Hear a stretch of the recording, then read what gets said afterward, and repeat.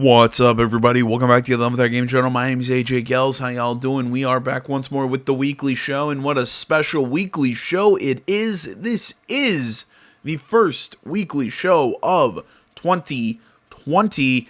How you guys doing? As the title suggests, I'm going to be singing and talking a little bit at the end of the show about the next generation of hardware. We've got a couple articles for it, specifically articles on the rumored leaking of the PS5 specs compared to the Xbox Series Extreme Boombox, whatever the fuck you want to call that thing. So we're going to be talking a little bit about that. Sony's got a press conference planned for tomorrow, which a lot of people are believing is going to be the official announcement of the PS5. Personally, I don't think I'm going to do a video of the actual press conference. I'm probably going to cover the articles that kind of talk about the press conference. And if you're wondering why, it's just because I think we can get a much better understanding of what is going to be said there. Because if it is the announcement of the PS5, I have a very strong feeling that Mark Cerny is going to be doing the presenting. Mark Cerny being the basically the head hardware guy at Sony. He's, as they call him, the architect of he ran PS4 Pro and the PS4 Slim and all that. He's heading the development of the next of the PS5. As far as I understand, he's heading the development of the PS5.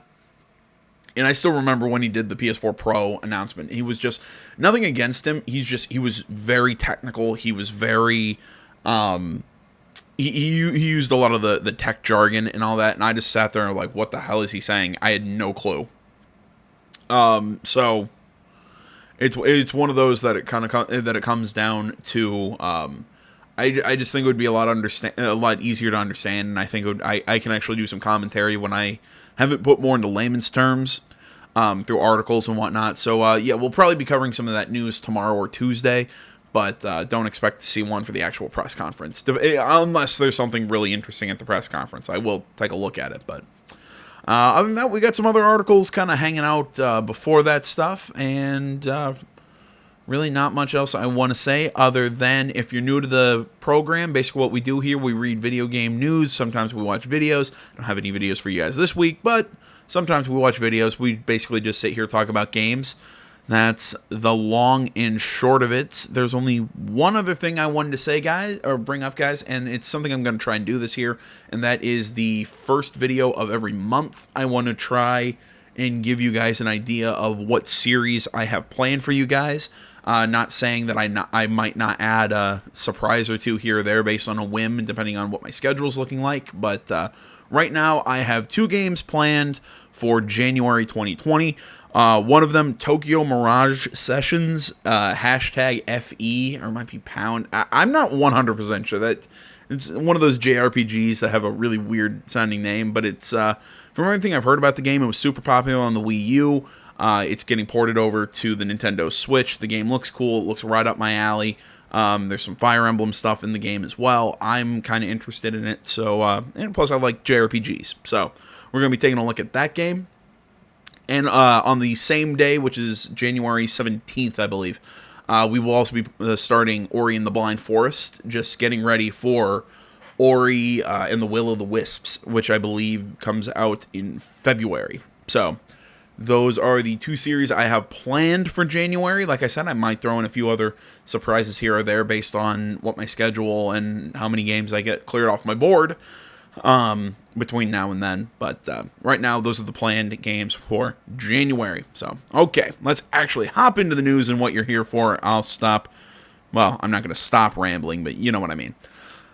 First article we got by way of IGN, written by Matt Kim. Uncharted movie loses another director over scheduling issues with Spider-Man.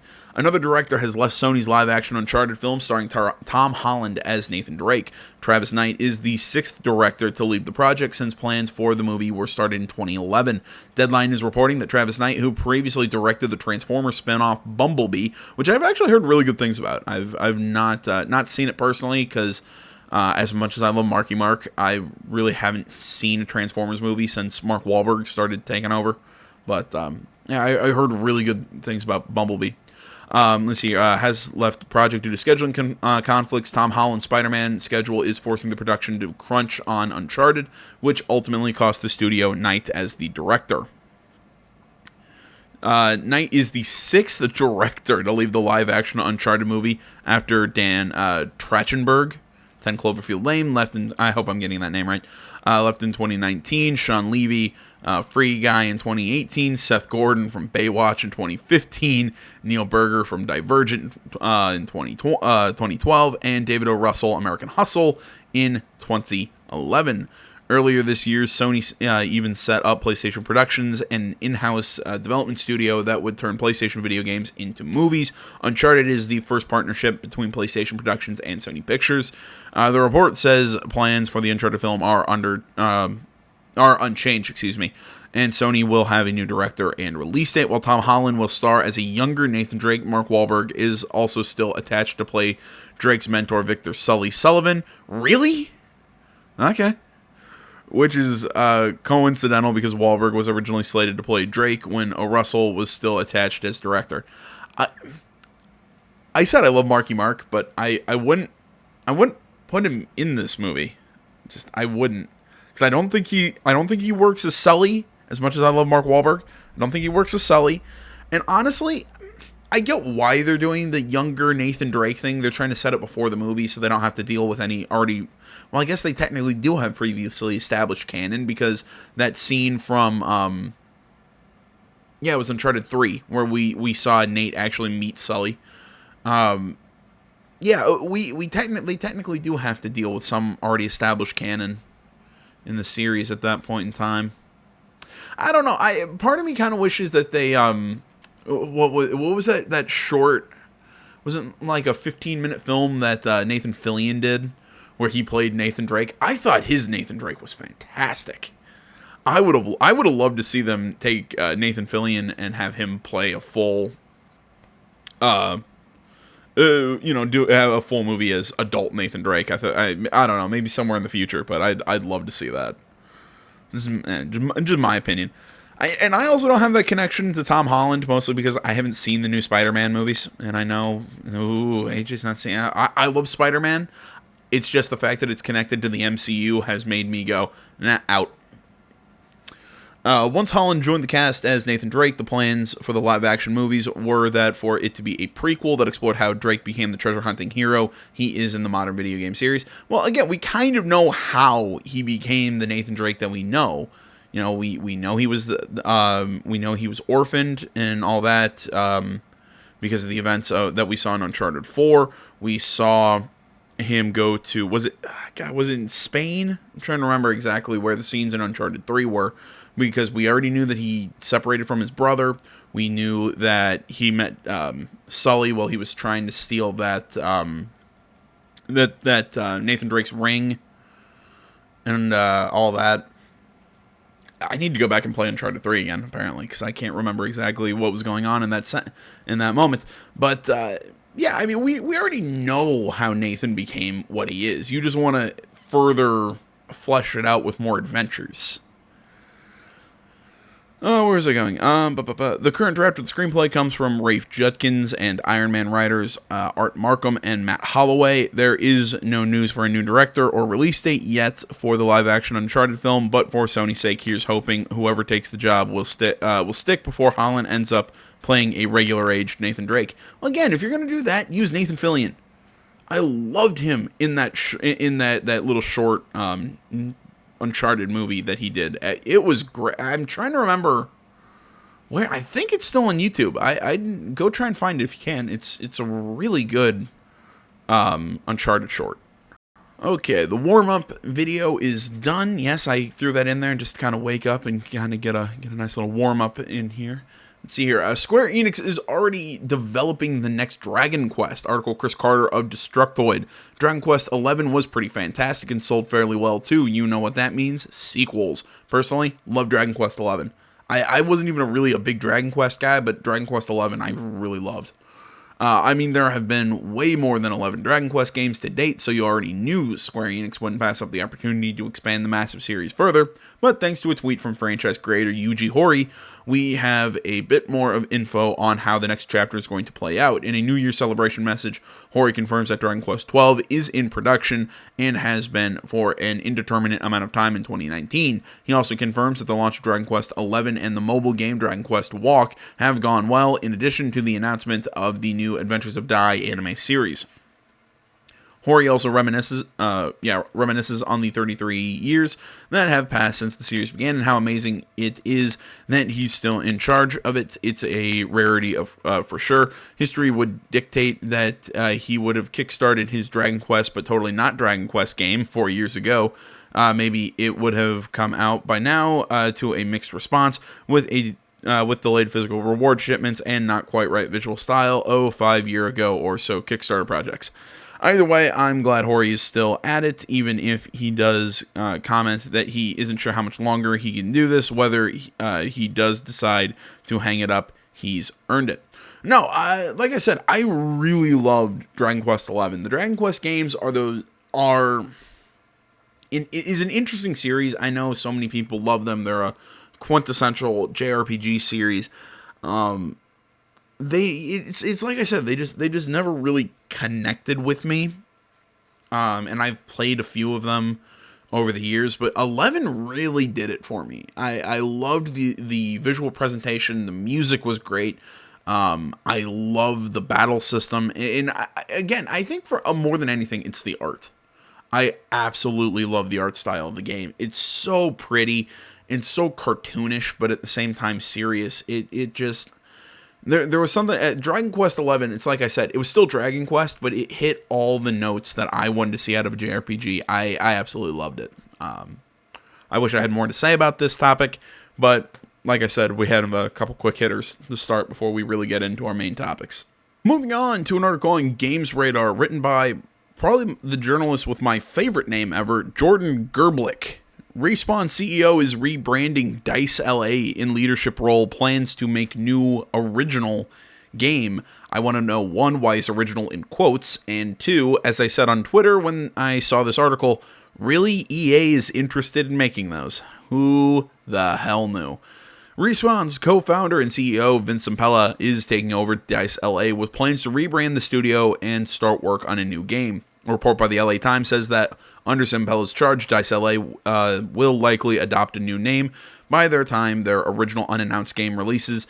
Zampella will also continue to lead Respawn for the foreseeable future. DICE LA will operate separately from DICE Stockholm, Respawn, and to an extent, parent company EA. Okay. Honestly, I like that. I like hearing that they're going to try and work a little separately from EA itself. Just because I've said, I really kind of thought this for a long time. Look, excuse me. I've said this for a long time. I do not hate EA to the point where I think a lot of people really hate EA. My thing with them is, I'm trying to think how to put this. My issue with EA is that I think they try and get too involved with the development of a game. They try and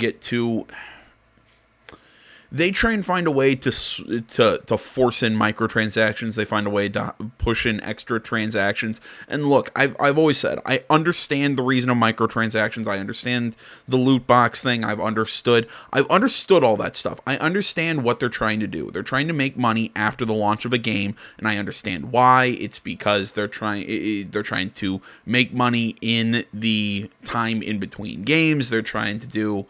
Again, they're trying to make money. I get it. They're corporations, is what they're supposed to do. Like I said, I think a lot of people go, "Oh, well, it's terrible." I'm like, no, it's basic corporatism, basically. You know, you can like it or not, but it's understandable why they do it. It's.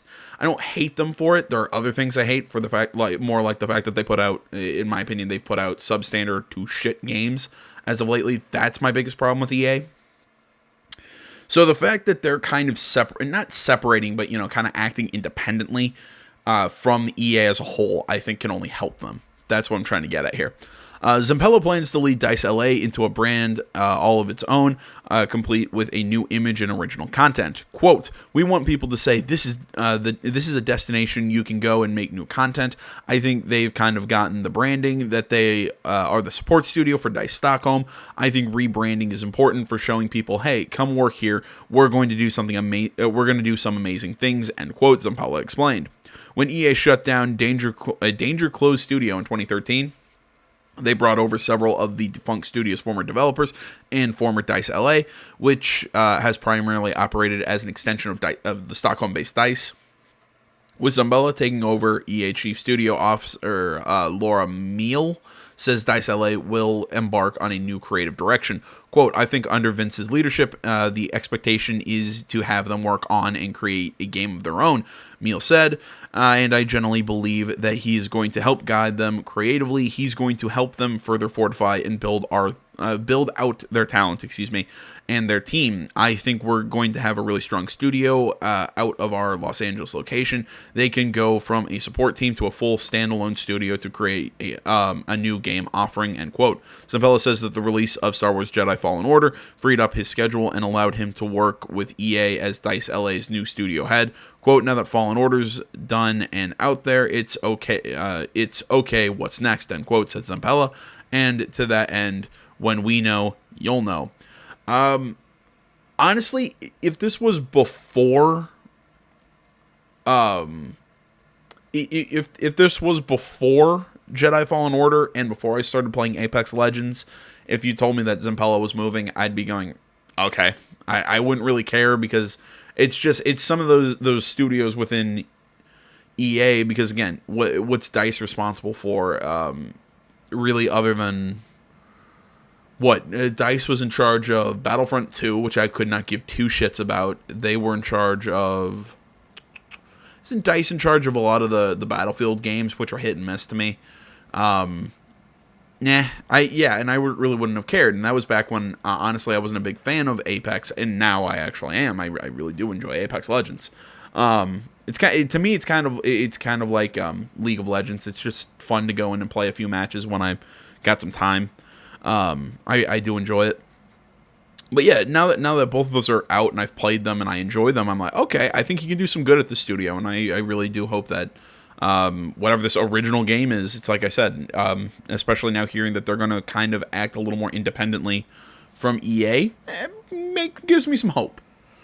Moving on to Push Square article, Robert Ramsey, the Final Fantasy VII Remake demo is definitely happening and has full intro leaks online. Last week, the PlayStation Store listing for a supposed Final Fantasy VII Remake demo was discovered. The leak looked legit, and with the full game due out in just a few months, the sudden appearance of a demo made total sense. But for some reason, that leak wasn't enough to convince you that the demo is definitely coming. This brand new leak should do the trick. Likely making use of a modded or jailbroken PS4, YouTube user Listraza, hopefully that's correct, has managed to pull the demo's files from PlayStation Store servers and get it to run. Well, kind of. The below video doesn't get into the demo proper, but it does show the start screen and the opening cutscene. We'd recommend watching it sooner rather than later. It may only be a matter of time until the footage is taken down. So yeah, this demo is definitely happening. Now we just need Square Enix to make it official and give us a date. Okay, so as far as... Look, if you've been watching my content, you know my feelings on Final Fantasy VII Remake. I am trying to think how to express this.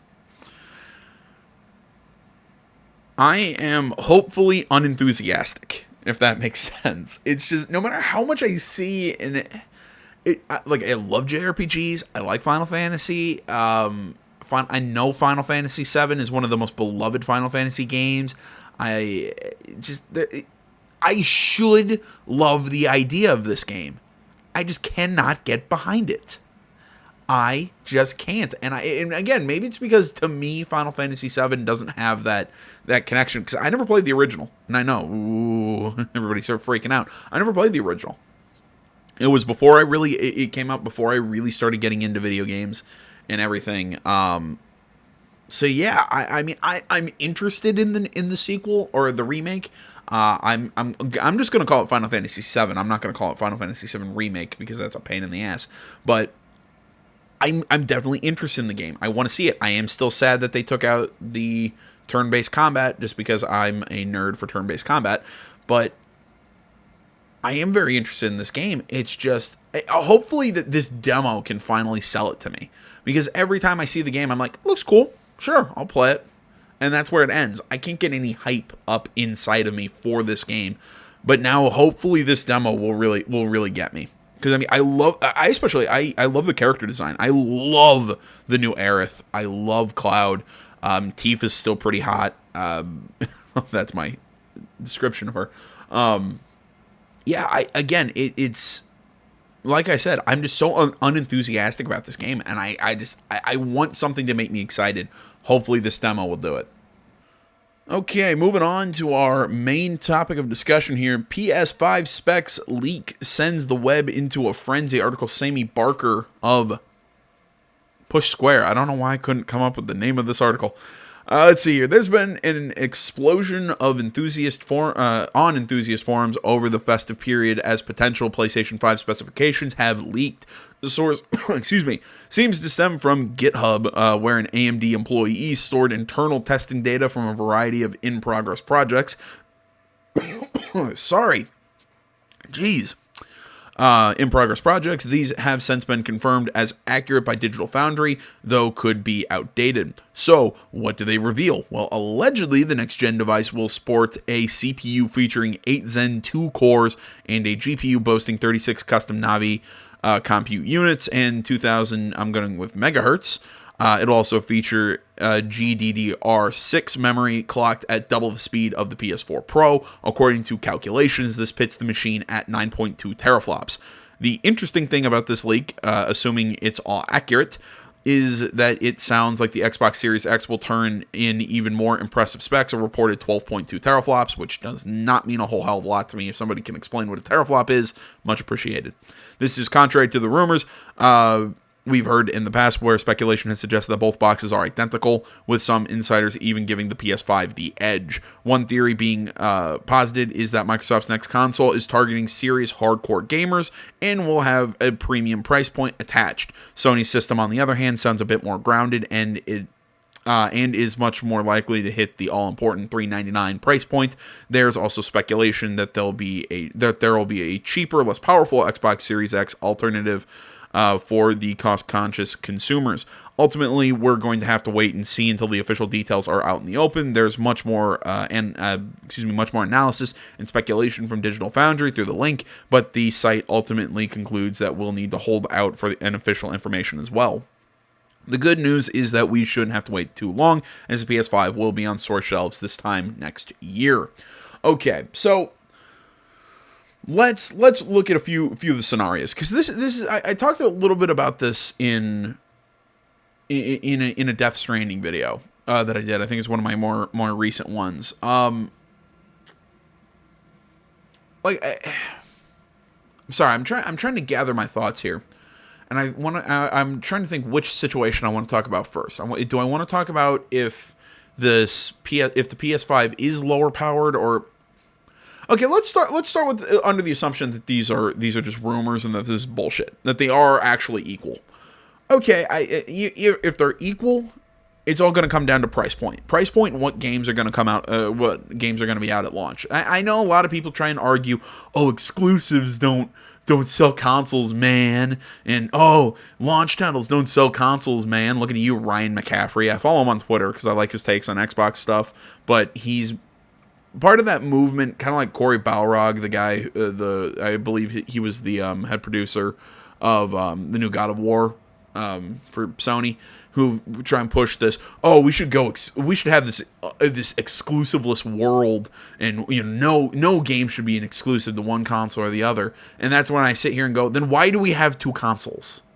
We should just have one console then, because the entire point of exclusives is to sell a particular console. It's a marketing device. That's also why I say that having a world without exclusives is never going to happen. I hate to tell you, it's never going to happen. So, like I said, it's that I think people who say that the fact that I'm not going to get mad like when Death Stranding going to go to PC, or that or something's only going to be a limited time exclusive. That doesn't bother me. But I'm saying exclusives are still important, though. We do need to look at them if we want to try and predict what's going to sell, or what's going to move units. I think that's important to talk about. Either way, more on topic here. If the consoles are the same, are about the same, I think everything that's going to come down to, it's like I said, it's going to be exclusives, price point, and what was the last one? Launch titles. There we go. Which, in all honesty, I give the edge to PS5. I honestly, I'm a convert to PlayStation. I was not a PS3 person. I was an Xbox 360. I loved my 360. Still have it hooked up here on my desk. But the PS5, in my opinion, kicked Xbox One in the balls this generation. And nothing necessarily against the Xbox. The Xbox didn't sell bad, but when you look at it compared to what the PlayStation 4 did, yeah, the Xbox One just couldn't keep up at all. It's like me running after an Olympic sprinter. I'm pretty quick on my feet, despite my size. I can actually run, but compared to an Olympic sprinter, I'm gonna get blown out of the water. That's how it is. That's what I'm trying to get at. It's nothing wrong with the Xbox One, but I would argue that there is stuff wrong with the Xbox One, be it its overly complicated UI and everything. I think the PS5 has that edge because I think PS4 has set them up for a great position, be it with so many great exclusives that we got in recent years in the PS4 that Xbox hasn't been doing. I think the studios that PlayStation has is a massive marketing tool for PlayStation going into the PS5. I don't think Xbox has that. I've talked about it multiple times. I do not see the studios under the Xbox banner really putting out the games that are going to push units. Yeah, they've got some cool games, and yeah, they've got some cool ideas. Like I said, like Ori, and they picked up Ninja Theory behind Hellblade, and they've picked up... I think Hellblade is probably the biggest thing that they have right now, in my opinion. Okay, we're going to get a new Halo. Okay, Halo is not what it was. Let's be entirely honest with that. How many people have fallen off of Halo? How many people have fallen off of Gears of War? How many people have fallen off of... we can keep running down the goddamn list of Xbox exclusives that have just fallen into obscurity. Not saying the PlayStation doesn't have those. Looking at you, Infamous, Sly, Jack. There's a lot of great Sony exclusives, but even then, I could see them making a comeback. Because I think the Ratchet and Clank remake, as much as that game had some issues for the fact that it kind of had to be seen in conjunction with the movie to get the full picture, I enjoyed the Ratchet and Clank remake, and from what I could tell, a lot of people really did enjoy it. It was a fun remake because it still kept the heart of what Ratchet and Clank was. And I could see that with Sly Cooper, with Jack. I would love a new Infamous game. And I think if they make that announcement that, hey, we're bringing those back, so many people are going to get excited and hop back into those franchises. I don't think they're dead franchises like Halo or Gears. The reason Halo and Gears have kind of been, have kind of fallen out of that big... I'm trying to think what the term is, have kind of fallen out of that public opinion, or dropped in public opinion. It's because there have been not necessarily so many of them, at least in Gears' case. But in Halo, I just think there's been a lot of substandard Halo games. Yeah, there have been a few really great ones. But I think so many people, the lore and everything, so many people have just seen it as a hassle and backed out. With Gears of War, it's just the fact that, honestly, 4 and 5 have been substandard compared to the original trilogy. The original trilogy was great. 4 was okay. I enjoyed it. And 5, there are pieces I enjoyed, but then the way that game ended made me go, oh, fuck you, game. Really? That's how you're... It almost ended like The Sopranos, like mid-sentence. It was bad. But yeah, so I think if all things are equal, PS5 still has the advantage. Now let's take this that this 9.2 teraflops is correct and the 12.2 for the Xbox One Series X is also true. Let's look at it that way. I still think PS5 has the advantage because if they can come in at the lower price, if they can come in at the lower price with better exclusives, better studios, because I think that's still a marketing thing for them. if they can come in with all of these ideas, because I mean, frankly, having a more powerful console doesn't help you, because I believe the PS3 was way more powerful than the Xbox 360, but their marketing for it was so all over the place, it didn't help them. The 360 was, this is a console for gamers. For all you do, you plug it in, you play it, it's simple to use, boom. Well, that's what the PS5 can do. Because I can guarantee you that the marketing for the Xbox Series X is going to be all over the goddamn place. Just look at what the Xbox One's marketing was. Does anybody remember? And I always bring this back. What it was Shuhei Yoshida and I can't remember who else it was. But it was somebody higher up in Sony. He's like, well, this is how you share games on the PS4. He took a game box, handed it to his friend, and that's it. That was during the time that the Xbox was saying, oh, we're going to go to like all digital, and you're going to need like access keys, like a PC game, to play them, so you can't share games with other people. And everybody's like, you are shooting yourself in your foot with that move. It's like I said, I think their marketing is I think the PlayStation's marketing is going to be better. If this generation was anything, hopefully Xbox has learned something. The PS5 is probably going to be easier to use. I think the games are going to be better. I think even if it's less powerful, I still think it has an edge. Because it's like I said, what's that great power going to make? It's, my Forza is going to look really good. Halo is going to look really good. All these indie games, yeah, like fine. Because they're indie games and they aren't the photorealistic. They don't make use of that power because they're indie titles. There's nothing wrong with that. Look, indie titles have their own thing. They typically go for a different art style because it requires less resources to make that art style as opposed to that more photorealistic. And I've played some indie games that use that minimalist art style, and it works perfectly. It's great. I'm not trying to bash on that, but what I am saying is you don't need all that power to run them. And the thing is, from where I stand, I don't see a lot of games under the Xbox banner right now that's going to make use of that power. That's just me. And again, this is nothing new from what I've been saying for the longest time. I still think Xbox is going to run into some problems in this next generation, but I'm just ranting now. I know that's kind of what I promised this video was going to be here near the end, but let's move on. All right, moving on to another Push Square article. Liam Croft, Analyst expects PS5 to outsell Xbox Series X at launch with similar price points. And again, this is very similar to what I was just getting at. Let's see here. It's the very beginning of the year, the perfect time to speculate what the next set of 12 months hold for the video game industry. Speaking of which, GameIndustries.biz has gotten in on the action by asking various analytical experts what they expect to happen across 2020 and the effect next generation consoles will have. It makes for some positive reading where the PlayStation 5 is concerned, with one analyst predicting that Sony's next console will outsell Microsoft's Xbox Series X at launch. Piers Harding Rolls of IHS Market Technology said, quote, I expect PS5 to outsell Xbox Series X in 2020, but for both platforms to sell more consoles at launch than both the PS4 and Xbox One did back in 2013. I could see that, or end quote, sorry. I could see that happening.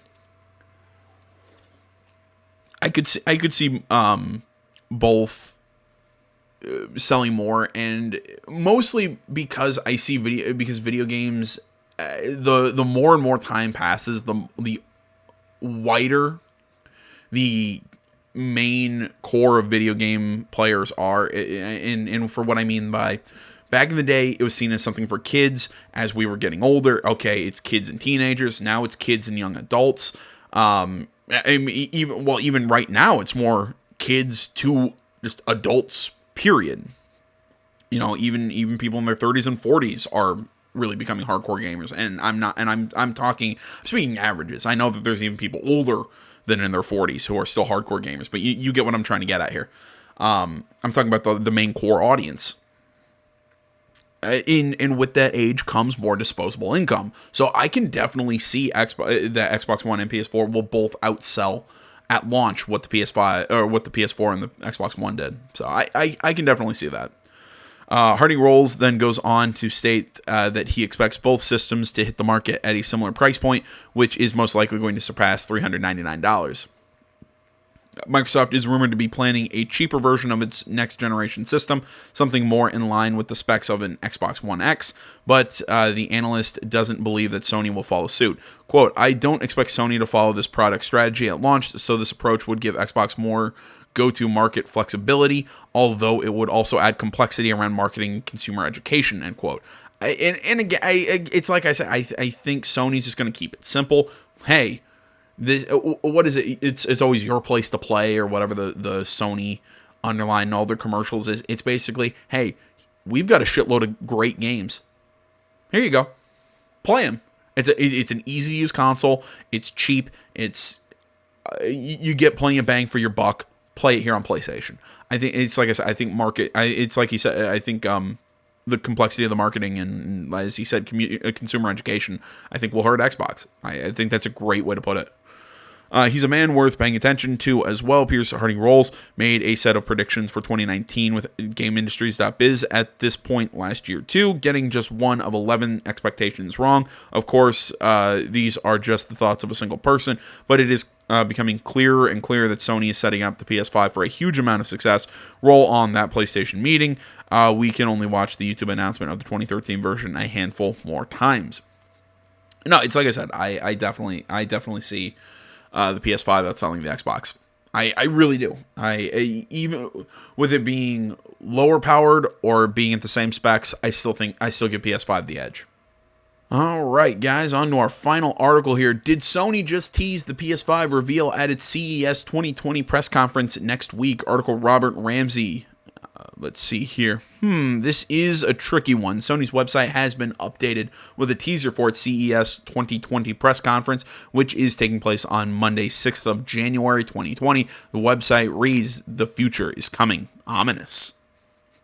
Of course, it's difficult not to immediately think of the PlayStation 5's big reveal, which has long been rumored to be an early 2020 event. An unveiling of the next generation console at CES 2020 certainly seems possible, but is it actually happening? Here's the thing, CES, or the Consumer Electronics Show, is a long-running event where Sony usually flaunts its non-PlayStation products. Traditionally, the company holds a relatively short press conference that covers the firm's electronics, things like televisions and phones, along with the occasional prototype technology that's being worked on behind closed doors. Again, traditionally, Sony CES shows have little to do with PlayStation, but with the PS5 on the horizon, this year could be different, and yes, the press conference will be live streamed. It begins at 5 p.m. PST on the 6th of January. That's 1 a.m. UK time on the 7th of January.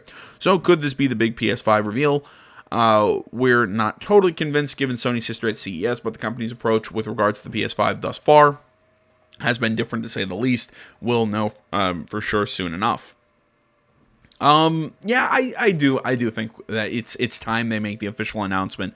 They give us the real specs so they can start truly marketing the damn thing. I think they're probably gonna talk price. They're gonna talk the hardware. Like I said, it's gonna be a lot of Mark Cerny, in my opinion, just because it's how the PS4 Pro and everything was. And I don't want to say that can hurt it, but I think let Mark Cerny give his, give his tech stuff, kind of let him give his tech explanation, but then I'd love to see more marketing behind it rather than leading with Cerny. And again, nothing against Cerny, the man is brilliant. He's not who I would have give that the main part of that presentation though, just because I think it's one of those, he's hard to understand because of that intelligence, if that makes sense. But anyway, that's just my opinion. So all right, guys, that's going to about do it for this week's show. I hope you enjoyed it. I've got plenty more throughout this year of 2020. I want to say thank you guys so much for sticking with the show throughout last year. I've said this before. I promise I'll stop harping on this point. I went through a lot of shit last year, and it's really kind of nice having my life be back in some sort of stable condition. So I can keep pumping out videos for you guys and having fun. So just wanted to say that one more time. Thank you guys so much. You guys helped me keep my sanity and everything through all that time. I just want you guys to know that I love you guys, and thanks for watching. So as always, social media, that is Facebook, Twitter, the website, minds.com. Links, that stuff is down in the description below. Like, comment, you're not already. Please subscribe to the channel. Stay tuned for more next time. But until then, my name's AJ Gels. This is Stuff That Game channel. I'm out.